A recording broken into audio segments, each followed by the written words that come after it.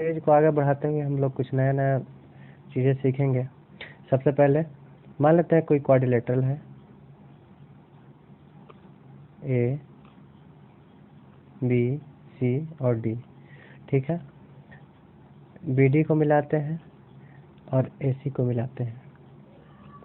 तो यहाँ से देखते हैं कि 4 ट्रायंगल बन रहा है, 1 2 3 4, चारों का कुछ ना कुछ एरिया होगा। मान लेते हैं यहाँ से इस ट्रायंगल का एरिया जो है A1 है, इसका एरिया A2 है, इसका एरिया A3 है और इसका एरिया A4 है, ठीक है।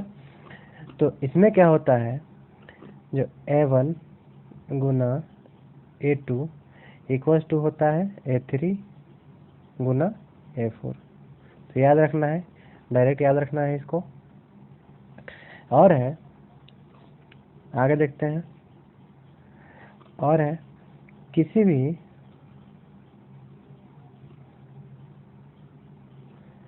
समकोण त्रिभुज के अंदर, समकोण त्रिभुज के अंदर बने वर्ग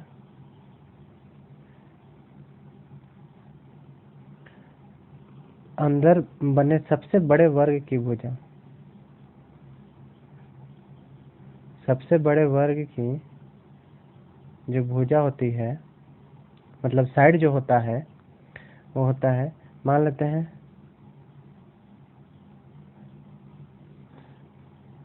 सॉरी ये तो गलत बन गया, राइट एंगल ट्रायंगल गलत बन गया। मान लेते हैं कि राइट एंगल ट्रायंगल है, यहाँ पे राइट एंगल बन रहा है। तो इस एंगल के लिए ये तो हाइपोटेनस एच होगा और ये बेस हो जाएगा, ये परपेंडिकुलर हो जाएगा, ठीक है। तो सबसे बड़ी साइड जो होगा वो होगा P Guna B by P plus B। तो इसको भी याद रखना है, डायरेक्ट क्वेश्चन पूछा जाता है, मेंस में पूछा जाता है इस तरह के क्वेश्चन। आगे देखते हैं, आगे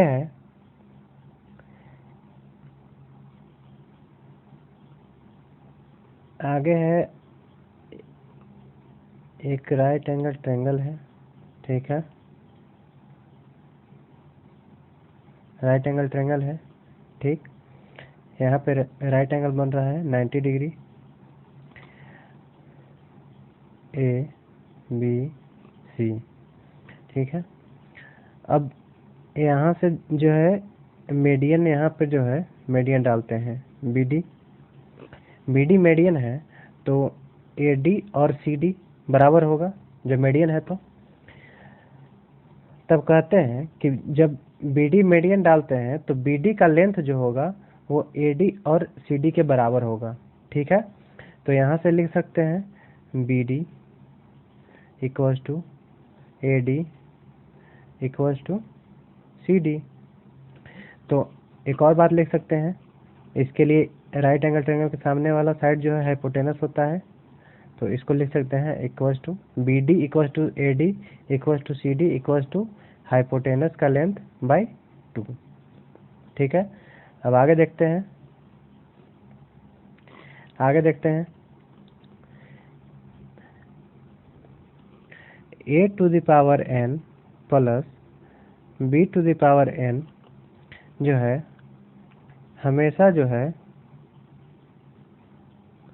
a प्लस b से डिविजिबल होगा जब n belongs to odd power. a plus b से जो है डिविजिबल होगा जब n ऑड होगा। देख लेते हैं, जब n ऑड पावर देख लेते हैं, मान लेते हैं ऑड लेते हैं, n इक्वल्स टू 3 लेते हैं, n इक्वल्स टू 3 लेते हैं, तो ए क्यू प्लस बी क्यू, ए क्यू प्लस बी क्यू का क्या फार्मूला होता है, ए प्लस बी, यहाँ ए प्लस बी आ गया, a square plus b square minus a b होता है। तो यहाँ हम देखेंगे कि a cube plus b cube का एक फैक्टर ए प्लस बी है, मतलब a cube plus b cube जो है ए प्लस बी से डिविजिबल होगा। और यहाँ हम n लिए हैं ऑड पावर, n 3 लिए हैं तो ऑड हुआ।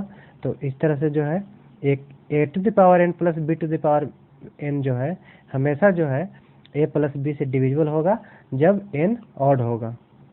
अब आगे देखते हैं, आगे है a to the power n minus b to the power n जो है ए माइनस बी से डिविजिबल होगा जब n belongs to odd power. जब n ऑड होगा तब चेक कर लेते हैं फिर से एक बार n इक्वल टू 3 लेते हैं तो यहाँ से हो जाएगा ए क्यूब माइनस बी क्यूब। ए क्यूब माइनस बी क्यूब का फॉर्मूला होता है, क्या होता है, a minus B into a square plus b square और प्लस ए बी। इसका भी ए क्यूब माइनस बी क्यूब का एक फैक्टर ए माइनस बी आया है तो मतलब ए क्यूब माइनस बी क्यूब ए माइनस बी से डिविजिबल होगा, तो डिविजिबल होगा और n इक्वल्स टू 3 लिए हैं ऑड पावर, तब जो है a to the power n minus b to the power n a minus b से डिविजिबल होगा जब n जो है ऑड पावर होगा तब। अब आगे देख लेते हैं, आगे है a to the power n minus b to the power n जो है हमेशा जो है a माइनस बी और a प्लस बी से डिविजिबल होगा जब n जो है इन दोनों से डिविजिबल होगा, जब n इवन होगा, जब n जो है इवन पावर होगा तब। n इवन ले लेते हैं, n इक्वल टू 2 लेते हैं, 2 इवन है तो ए स्क्वायर और माइनस बी स्क्वायर हो जाएगा। A square minus b square का फॉर्मूला सबको पता है, ए प्लस बी आई इंटू ए माइनस बी। यहाँ दोनों मिल गया हमको ए प्लस बी और ए माइनस बी, तब जो है दोनों से डिविजिबल होगा जब n इवन होगा। A to the power n minus b to the power n जो है डिविजिबल होगा कब, ए माइनस बी से, और ए प्लस बी से कब डिविजिबल होगा, जब इवन पावर होगा, n जो है इवन होगा तब। अब आगे देखते हैं, आगे देख लेते हैं, if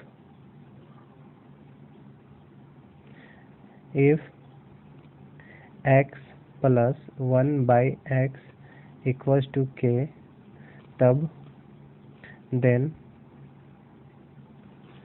x to the power 5 plus 1 by x to the power 5 equals to k to the power 5 minus 5 k to the power 3 और प्लस 5k। तो इसको याद रखना है, बहुत ही ज़रूरी, बहुत इंपॉर्टेंट है, इसको याद रखना है। और जो है नेक्स्ट फॉर्मूला है root under x into x plus 1 into x plus 2 into x plus 3 plus 1 सब रूट के अंदर है, इक्वल्स टू होता है x square plus 3x plus 1। इसको भी याद रखना है, ठीक है। अब आगे देखते हैं, आगे है ए क्यूब, पहले ए प्लस बी प्लस सी का होल क्यूब देख लेते हैं। इसका फॉर्मूला होता है a cube plus b cube plus c cube plus 3 into a plus b into b plus c into c plus ए,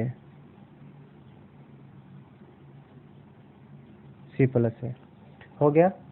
अब जो है आगे देखते हैं, आगे देखते हैं हम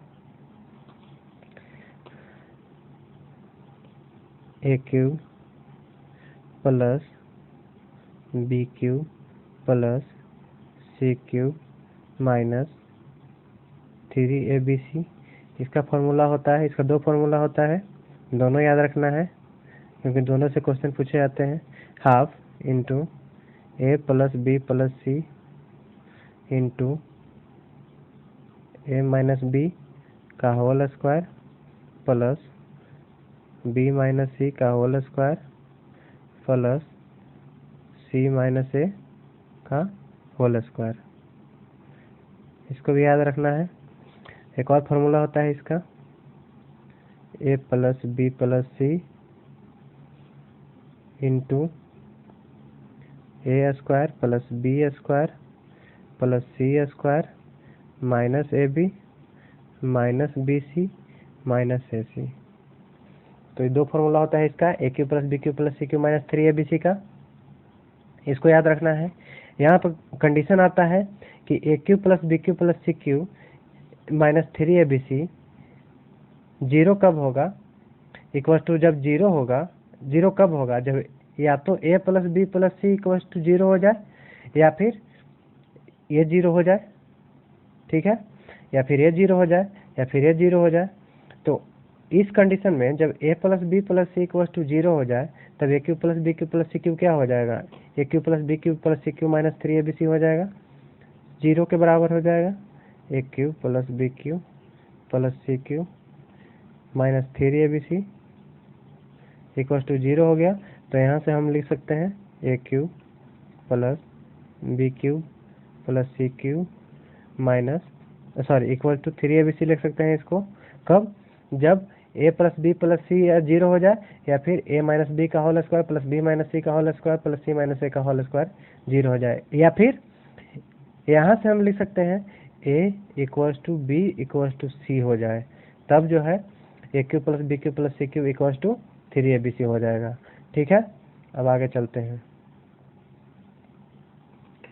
आगे है एक और फॉर्मूला देख लेते हैं इसी टाइप का, a square plus b square plus c square minus a b minus b c minus a c equals to होता है half into a minus b का whole square plus b minus c का whole square plus c minus a का whole square.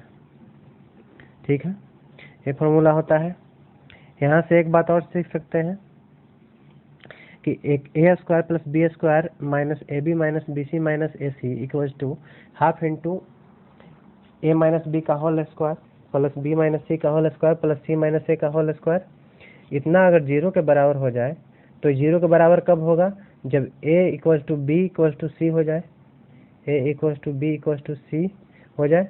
ठीक है, तो इस case में जब ये जीरो के बराबर होगा, तो यहाँ से हम लिख सकते हैं कि a square plus b square plus c square equals to हो जाएगा a b plus b c plus a c. तो ये कब होगा, जब a equals to b equals to c होगा।